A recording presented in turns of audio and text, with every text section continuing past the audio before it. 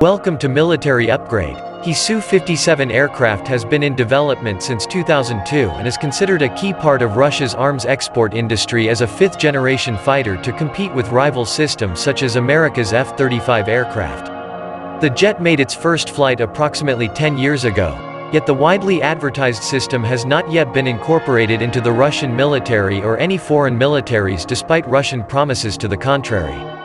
There have been a series of recent test flights of the aircraft, including the deployment of a handful of prototypes to Syria in 2018 and 2019. Apparently the jets did not conduct any live firing or strike missions, while the Kremlin has claimed otherwise without offering evidence.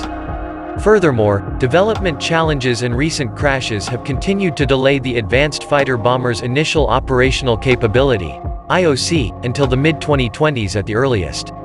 The head of the Sukhoi Aviation, which develops the Su-57, resigned earlier this year because of development delays, including the December 2019 crash of the first, operational, Su-57 aircraft during a test flight. The RAND Corporation, a non-profit research organization, has assembled and analyzed open-source information on Russian arms sales around the globe at the request of the US government to support foreign assistance training and awareness. One of the repeated findings from the analysis is the variety of challenges and setbacks that the Russian Su-57 jet has experienced, decreasing the likelihood of Russia exporting the aircraft before the mid-2020s. A primary challenge is the development of the jet's second-generation engine. Though designed to incorporate the second-generation Izdali-30 engine, current prototypes have been outfitted with an older engine. According to a former aircraft engineer for Sukhoi who later became an independent aviation expert, the 76 operational models that the Russian Federation Air Force is expected to receive during the 2020s will not have the intended second-generation engine. It remains unclear when the second-generation engine will be completed. Aside from the advanced engine, the Su-57 is touted as having an all-azimuth, aka 360-degree sensing capacity similar to the F-35. After all, what makes a fifth-generation fighter bomber is not just its low observable, low features but also the advanced all-azimuth sensor suite. At the present time, only the F-35 has both of these features and is in mass production.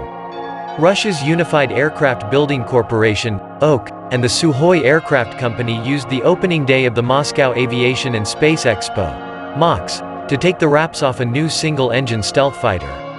The rollout of this airplane, now called the Su-75 Checkmate Light Tactical Aircraft, was made the centerpiece of the traditional Day 1 visit to the show by Russian President Vladimir Putin. It's a new design that Moscow hopes will create a niche for its combat aircraft industry in the export market. Their intent is to upend sales by competitor aircraft built by other nations, the Swedish JAS-39E, F Gripen, the Lockheed Martin F-35. And even the Shenyang J-35, a Chinese plane in development even longer than the Su-75, by offering a cheaper, Russian-made alternative. But there are serious questions to be answered about both the marketing strategy and the plane's technical capabilities, which could combine to add the Su-75 to the long list of military aviation programs that never found life as an export. In recent years, the only next-generation fighter produced in Russia has been the Sukhoi Su-57, a twin-engine model with the overall shape of a stealthy aircraft. The other fighters still produced in Russia like the upgraded MiG-29, called MiG-35, and the Sukhoi Su-35 are old designs dating back to the 1980s. They have little appeal in the current day when competing models are more technologically advanced and affordable. The Su-57 has been produced thus far in small numbers, only 78 total on order, with the Russian Aerospace Forces, VKS, as the only customer, and has proven far more expensive than initially projected.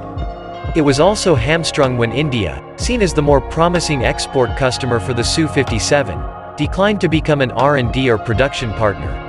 Russian fighter aircraft programs traditionally depend heavily on external customers to help launch and finance production.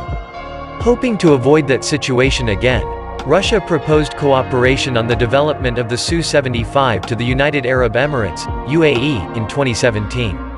An agreement on the two nations sharing the cost of the program was to have been signed at the November 2017 Dubai Air Show. But an 11th-hour announcement that Washington would reverse previous policy and allow allied Arab states to acquire the F-35 scuttled the deal.